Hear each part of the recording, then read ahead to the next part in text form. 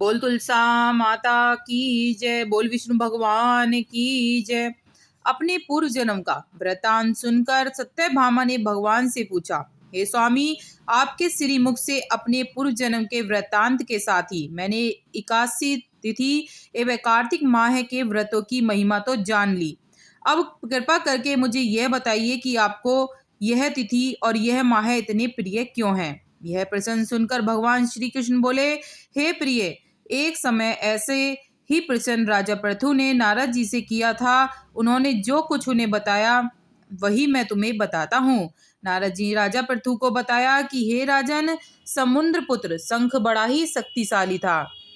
उसने अपनी शक्ति से इंद्रादि देवताओं को स्वर्ग से च्युत कर दिया। लोकपालों से उनके अधिकार छीन लिए। उसके डर से देवराज इंद्र, देवतागण एवं समस्त लोकपाल मेरुगिरी की कंदराओं में जा छिपे। शंख उन्हें खोजता डोलने लगा, मगर जब वह उन्हें कहीं नहीं खोज पाया तो उन्हें सामने लाने के लिए विवश करने की मनसा से दूसरे उपाय सोचने लगा।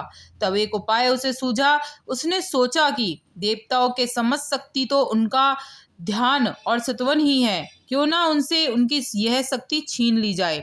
यह सोचकर उसने समस्त वेदों एवं उनसे संबंधित ज्ञान ग्रंथों का हरण कर लिया और जल में जाकर रहने लगा। अब तो ब्रह्मा जी सहित सभी देवता व्याकुल हो उठे। तब सभी देवताओं को लेकर ब्रह्मा जी भगवान विष्णु की शरण में गए। उस समय विष्णु भगवान क्षीर सागर में शयन कर रहे थे। यह देख देवता उसकी स्तुति करने लगे, प्रार्थना करने लगे कि प्रभु आंखें खोलो। भगवान ने उनकी स्तुति से प्रसन्न होकर नेत्र खोले और सभी देवताओं को अत्यंत दीनहीन अवस्था में अपने सन्मुख खड़े देखकर उन्होंने पूछा, हे देवगणों, यह तुम्हारी क्या हालत बनी हुई है? किसने तुम्हें इस अवस्था में पहुंचाया है? अपने आने और अपने ऐसी अवस्था का कारण बताओ। सभी देवताओं ने बारंबार भगवान को प्रणाम किया और कहा, प्रभु, हम शंखासुर के कारण इस दीन अवस्था में पहुंचे हैं। उस दुष्ट ने हमें स्वर्ग से निकाल दिया है और समस्त वेदादि ग्रंथों का हरण कर जल में जा छिपा है, जिससे देवताओं की शक्तियां क्षीण हो गई हैं।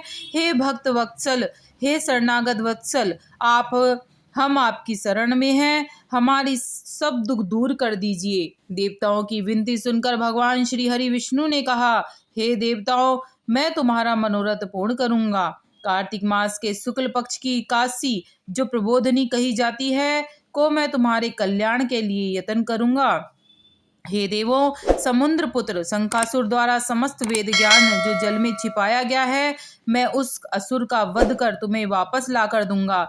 जो लोग कार्तिक मास की एकादशी को मेरा भजन पूजन करेंगे, वे तुम्हारी भांति ही पूजनीय होंगे।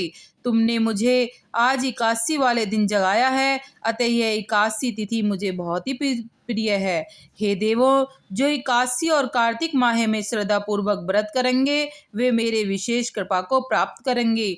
श्री सूत जी ने कहा, हे ऋषिगणों, जो भी श्रद्धा, भक्ति और विश्वास के साथ इस कथा को पढ़े सुनेगा, प्रभु की कृपा से उसे संसार के सभी सुख सुलभ होंगे।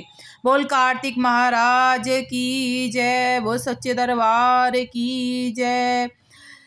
वीडियो उपयोगी लगे तो लाइक सब्सक्राइब जरूर करिएगा और कार्तिक से जुड़ी सारी वीडियो मेरे चैनल पे है, जरूर देखिएगा और बेल आइकन ऑल पर जरूर क्लिक लीजिएगा, जिससे मेरे चैनल्स की सारी नोटिफिकेशन आप पर पहुंचती रहे।